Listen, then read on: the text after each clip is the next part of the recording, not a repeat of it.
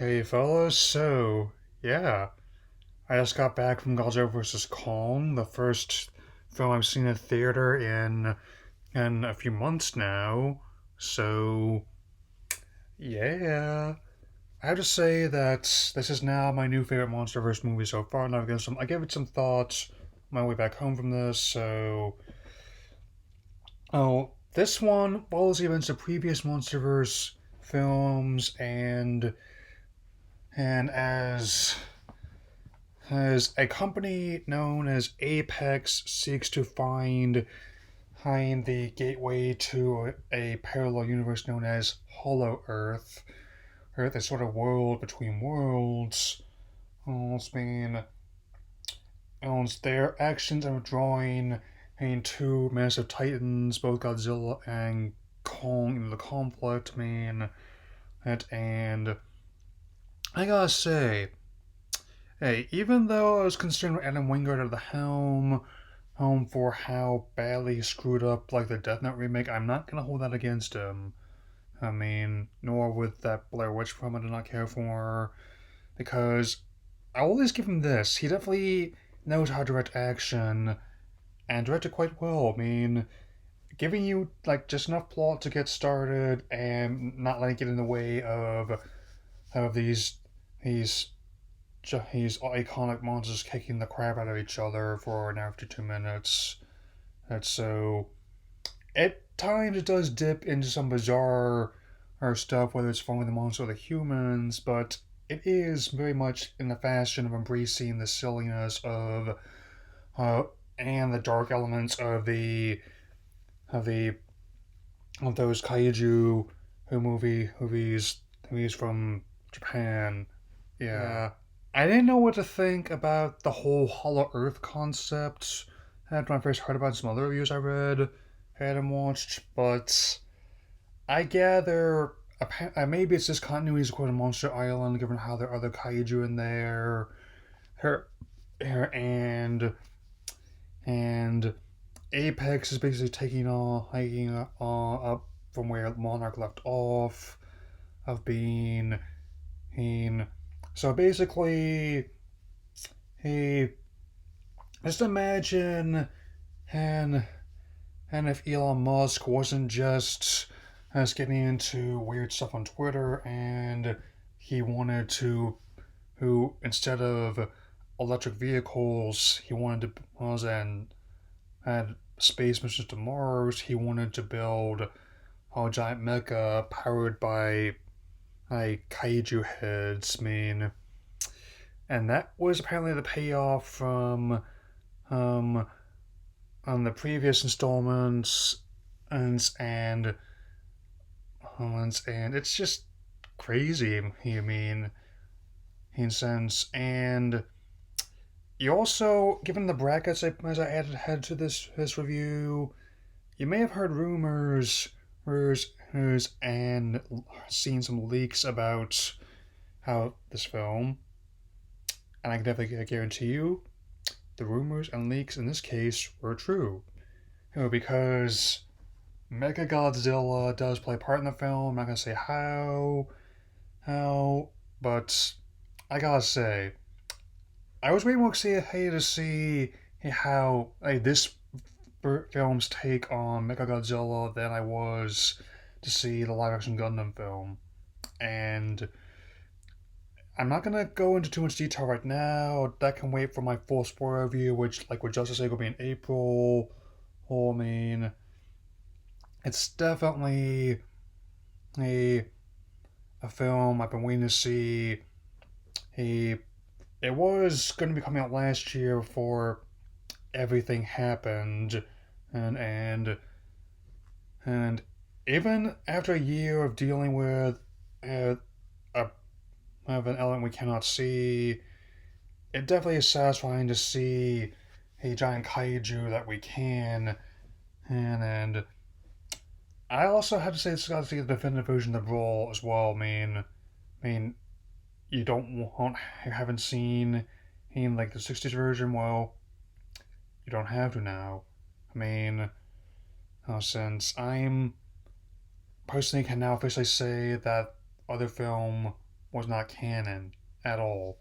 This one, and however, is given how it's much better balance in both like how the JP he he production at Toho and Legendary as well as like the US one at Warner Brothers is handled. I mean, all sense, and also further shows like I was like this is definitely the what I wanted the Pacific Rim franchise to be all this time. I'm I mean I mean since and so I would definitely give this movie a gargantuan 3.5 out of 4 horror and something I haven't been able to do in a while. A riff on some coming attractions. Yeah. So first off the Dune reboot still looks really great. I definitely have a lot of confidence in Denis Villeneuve, who has worked on other films I've rather enjoyed, and I think his take on the material should hopefully do Frank Herbert's landmark novel justice. I mean, it's one that, despite its influence on countless other science fiction works, has proven and actually rather difficult to adapt into other mediums, as like the infamous David Lynch film and has proven. I mean, and since because they tried to shotgun that into a four quadrant property when it's been said that the book was basically targeting some audience in its time, and since that's something like A Sunrise on Fire would be now. So I definitely can say that that if you want to who maybe he just has I definitely am looking forward to seeing this in October because it's one of several films that was meant to come out last year before everything happened. Okay, yeah. This one I've got in the maybe pile Cruella, which is not. I mean, this is not the first live action reversion they've done of Home Alone Dalmatians, but is the most recent. I could go either way about it. I mean, since I submit that they've adapted a story successfully in live action before, they can definitely do it again. I'll probably look at the previous ones with Glenn Close when it gets closer coming out. Nothing as, and I'll admit it might not work. I mean, it has been suggested by others, including Andre, that Disney basically wanted their own work in the vein of Joker or the DCU version of Harley Quinn. Little side note, probably gonna be doing like a get my belated thoughts of Red Band trailer to the Suicide Squad in April.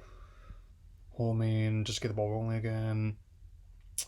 And I will also note that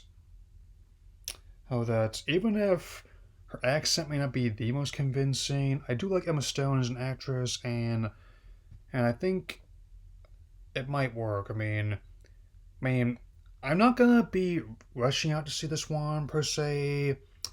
Hey, I'll probably wait for the paywall to come down on Disney Plus, and maybe I'll look at it in August. I mean, after that, so how that'll I'll be again.